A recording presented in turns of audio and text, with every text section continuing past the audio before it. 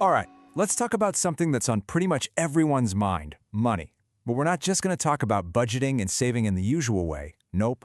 We're going to explore this incredible idea that can totally flip how you think about your finances. We're talking about stewardship. So here's the big idea that's going to guide us through this whole explainer. Saved to shine, called to bless. Now, this isn't some list of rules you have to follow. It's really about uncovering a powerful, motivating purpose for our financial lives.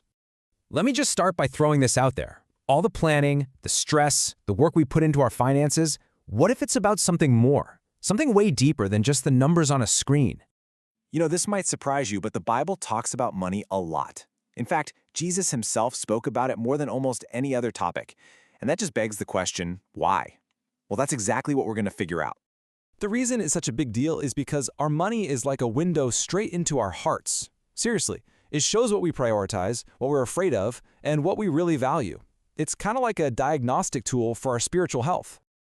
So, let's look at a core practice here, the tithe.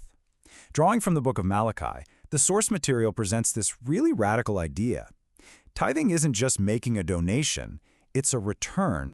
The difference in mindset here is huge. See, a donation feels like a gift from something that's mine, something I own. But a return, that's about giving back what already belongs to God in the first place. It's a small change in words, but it shifts everything from an act of charity to an act of faithfulness.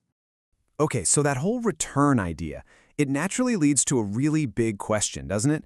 Who actually owns everything? And that brings us to this core concept, the principle of ownership. Psalm 24 lays out the foundation for us so clearly. The earth is the Lord's and all its fullness. I mean, that is a sweeping statement of ownership. It's not just talking about some things, it's talking about everything. And other writers really build on this. Ellen White, for instance, says, "All that we have is entrusted to us." That word, entrusted, is so important. It completely reframes our role. We're not the owners, we're the managers, the stewards, with a huge responsibility. So if you boil it all down, it comes to this simple but honestly life-changing truth. God owns, we manage. And once you really let that sink in, every single financial decision, it all looks different. All right, so that's the why, that big principle of ownership. Now, let's get down to earth and talk about the how. What does it actually look like day to day to be a faithful manager of our finances? The source gives us this really practical checklist. It starts with returning a faithful tithe and giving consistent offerings. But it also includes just plain good wisdom, like steering clear of unnecessary debt and actually praying over your budget. And notice, it's not just about us. It's about teaching our kids to be generous and actively putting our resources towards supporting mission. It's a whole life thing. And this point is absolutely crucial. Stewardship has nothing to do with how much money you have in the bank. It's all about how faithful you are with what you've been given.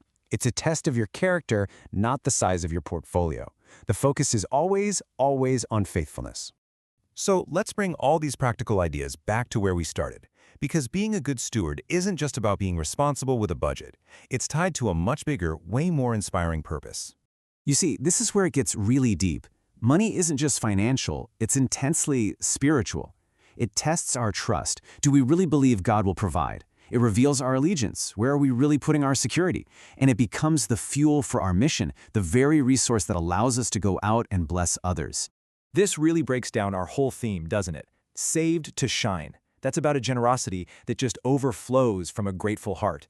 And called to bless, that's us using the resources we manage to advance the mission and make a real difference. What a powerful 1-2 punch. And just like that, we're back where we began, but hopefully with a totally new way of looking at it. Saved to shine, called to bless isn't just a catchy phrase. It's a powerful way to frame a life of purpose-driven finance. So I want to leave you with this one last thought, a question really. Your finances, my finances, they all tell a story. Every dollar you spend, save, or give is a sentence in that story. So the question is, what story are yours telling?